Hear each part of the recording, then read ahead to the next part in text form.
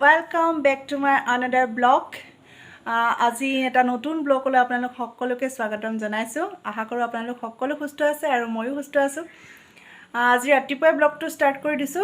আজি বহুত আহি আছে, দাদা আৰু মাইনা আহি আছে, লগত আমাৰ লুইত আহি আছে। গতিকে পিছত সময় পাও নাপাও, আলহী থাকিলে অকণ ব্যস্ত থকা যায় যেহেতু। মই আপোনালোকক আগতে কৈছিলোঁ যে মই চুলিটো ষ্ট্ৰেট কৰিম, সেইকাৰণে মই পূৰা হেয়াৰ কেয়াৰ লৈ আছিলোঁ। এতিয়া ভাবিছোঁ চুলিটো ষ্ট্ৰেট কৰিম একদিনতে, সেইকাৰণে বৌ আহিছে, মাইনাও আহিছে, কাৰণ মাইনাও ষ্ট্ৰেট কৰাৰ কথা আছে, তাঁতৰ বিয়া আহি আছে। ময়ো কৰিম বুলি তাইক কৈছিলোঁ, সেইকাৰণে তাই ভাবিলে ইয়ালৈকে আহোঁ, দুইজনে একেলগে কৰিম। যদি গুৱাহাটীত কৰাটো হয় তেনেহ'লে মেবি কাইলৈ যাম চাগে, কাৰণ আজি নহ'ব। এতিয়া আপোনাৰ 10:30 বাজিলে। তেহেঁতি আহি খাই মেলি লোৱালে আবেলি হৈ যাব। গুৱাহাটী গৈ পেলাই আকৌ ৰিটাৰ্ণ হ'বলৈ দিগদাৰ হৈ যাব। সেইকাৰণে যদি ইয়াতে কৰাটো হয় নগাঁৱতে, তেনেহ'লে আজিয়ে কৰিম চাগে। যদি গুৱাহাটীত কৰোঁ বুলি ভাবে তেনেহ'লে কাইলৈ যাম চাগে, কাইলৈ বা পৰহি যাম আৰু আপোনালোকক দেখাই থাকিম। ঠিক আছে তেনেহ'লে এতিয়া মই বাকী কাম বন কৰোঁগৈ। তেহেঁতি আহি পালেহি, আমনি পাৰ হৈ আহিছোঁ বুলি কৈছে। পিছত লগ পাই আছোঁ আপোনালোকক। দাদাহঁত আহি পালে, বহি আছে ওপৰতে। হ'ল অকণমান টাইম পোৱাৰ, আৰু মোৰো খানা চানা বনাই কৰি হৈ গ'ল। এতিয়া খাই কৰি ল'ৰা ছোৱালীকেইটাক ধুনীয়াকৈ থৈ আমি বজাৰ কৰিবলৈ যাম। তাহাঁতৰ বজাৰ আছে, বিয়াৰ বজাৰ চজাৰ কৰিব বোলে আজি, আৰু ভাবিছে আজিয়ে চুলিটো ষ্ট্ৰেট কৰিম। গতিকে ভাবিলোঁ ইয়াতে কৰিম, যিহেতু গুৱাহাটী নাযাওঁ বুলি কৈছে, ইয়াতে কৰিব। সেইকাৰণে আজি কৈছোঁ বজাৰখিনি কৰি লওঁ, কাইলৈ আমি ষ্ট্ৰেটটো কৰিমগৈ। ঠিক আছে, এতিয়া ভাত পানী খাই কৰি লওঁ, খাই কৰি আমি বজাৰলৈ যাম। তাৰপিছত আহি পেলাই আৰু আপোনালোকৰ লগত আকৌ লগ হৈ আছোঁ। এফালে আদি আৰু লুইতে পূৰা একদম দৰ্জা খিৰিকী বন্ধ কৰি পূৰা মুভি চোৱাত ব্যস্ত হৈ আছে। দুয়োটাই পূৰা ভূতৰ চিনেমা চাই আছে।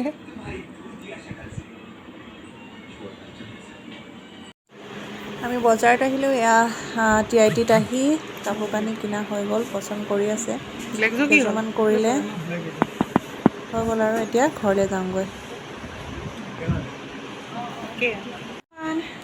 আজি ওলাইছোঁ চুলি ষ্ট্ৰেট কৰিবলৈ। সেয়া গা চা ধুই কাপোৰ কানি পিন্ধিলোঁ। এতিয়া অকণমান মূৰ চুৰ চুই পেলাই যাওঁ, ষ্ট্ৰেট কৰি আহোঁগৈ চুলিটো। নগাঁৱতে কৰিম যিহেতু, আপোনালোকক দেখাম ক'ত কৰোঁ। তেনেহ'লে মই ওলাই কৰি লওঁ, তাৰপিছত আপোনালোকক দেখাইছোঁ। ওলাই কৰি হৈ গ'ল, এতিয়া যাওঁ আৰু ব'লক আপোনালোককো লৈ যাওঁ, দেখাওঁ ক'তনো ষ্ট্ৰেট কৰোঁ, ব'লক। এয়া গাড়ী নোসোমাই দাদাহঁতৰ বাহিৰতে থৈছিলে, সেইকাৰণে এতিয়া পেক কৰি কৰি উলিয়াব লগা হৈছে।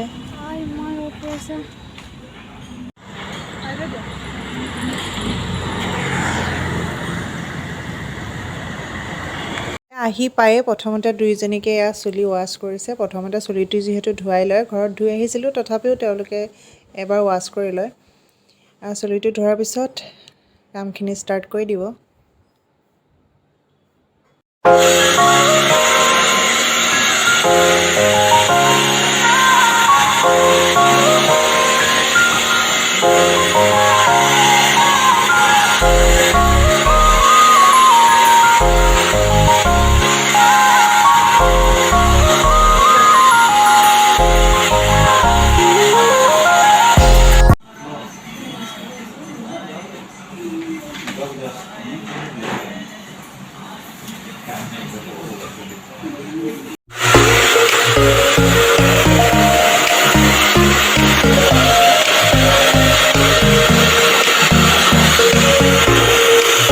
এবাৰ ধুৱাইছে, এবাৰ ড্ৰাই কৰিছে, এইদৰে প্ৰচেছটো কৰি আছে।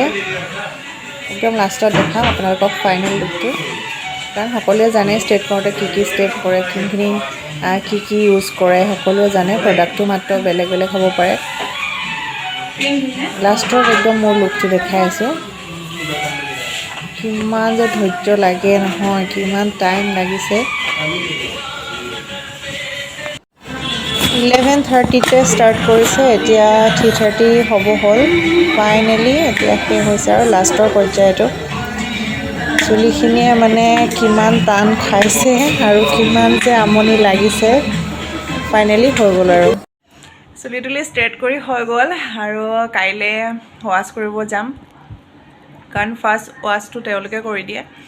আৰু ইমান আজি ৰ'দ দিছে গৰমত এসোপা মেলি থাকিব লগা হৈছে মই ওপৰত এচিটো লগাই পেলাই ধুনীয়াকৈ বহি আছোঁ যিখিনি কাম নকৰিলে নহয় সেইখিনিয়ে কৰিছোঁ আজি কাইলৈৰ পৰা আৰু একো নাই অকণ বান্ধি থ'ব পাৰিম যিহেতু আজি বান্ধি দিলে কৰা নকৰা একেই হ'ব আকৌ ভাজ লাগি যাব সেইকাৰণে আজি বহুত কেয়াৰত ৰাখিব লাগে দুদিন সকলোৱে জানে আৰু ইমান বিশেষ গৰম নাই বাৰু বাহিৰত ওলাই গ'লে গৰম কিন্তু ভিতৰত ইমান গৰম নাই আৰু সেয়া কৰি হৈ গ'ল কেনেকুৱা লাগিছে জনাব দেই মই ন চুলিটো ইমান কাৰ্ল নহয় খালি ভাজ লাগি যায় এইখিনিত বান্ধি বান্ধি কাৰণ পকাই থওঁ এনি টাইম গৰমত পকাওঁতে চুলি মানে ক'তো পটককৈ যাবলগীয়া হ'লে মানে মেলি পেলাই যাবলৈ বিৰাট অসুবিধা লাগে বিৰাট বেয়া দেখি মানে সেইকাৰণেহে কৰিলোঁ আচলতে এনেই কৰিব মন নাছিলে কিন্তু কিমান পকাম আৰু পকাওঁতে চুলিনো কিমান দীঘল কি একো গম পোৱা নাযায় খালি পকাই থাকোঁ একদম বুঢ়ী মানুহৰ নিচিনা পকাই